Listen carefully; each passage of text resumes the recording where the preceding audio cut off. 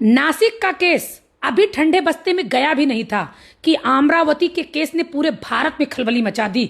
इतने बड़े लेवल पे कन्वर्जन हो रहा है और मेरे समझ में नहीं आ रहा कि इसमें सहयोग कौन कर रहा है।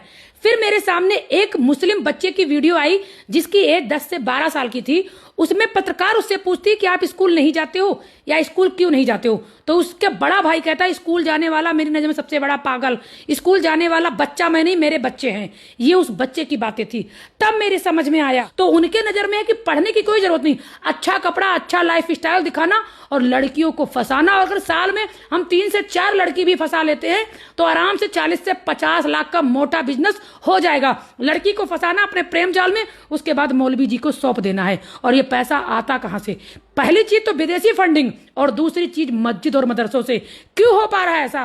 क्योंकि जो भारत का संविधान है उस संविधान में यह लिखा हुआ है कि भारत की मंदिरों से टैक्स तो लिया जाएगा, लेकिन भारत की जो मस्जिदें हैं, मदरसे हैं, चर्च हैं, उससे टैक्स नहीं लिया जाएगा। मंदिरों से पैसे लेकर फ्री का राशन, फ्री की दवाई, फ्री का घर, फ्री का देश में सब कुछ खिला के लव जिहाद ये मौजूदा केंद्र की सरकार और बीतने वाली सरकार करवा रही है।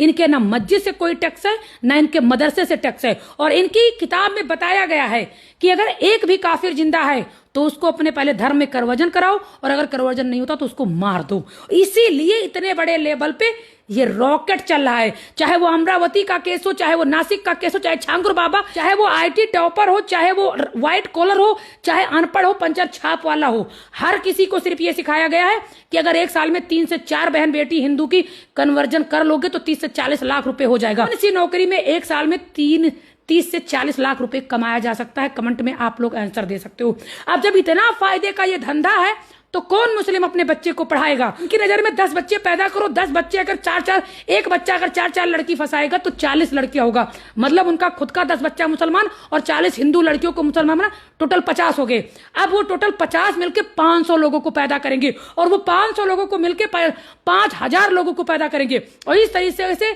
अगले 20 साल में हिंदुस्तान पे इन मुसलमानों का कब्जा होगा।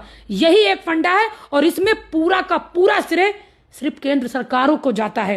क्योंकि अगर लव जिहाद करने वालों को सीधा शूट एंड साइट नहीं किया गया तो ये केस रुकेगा नहीं।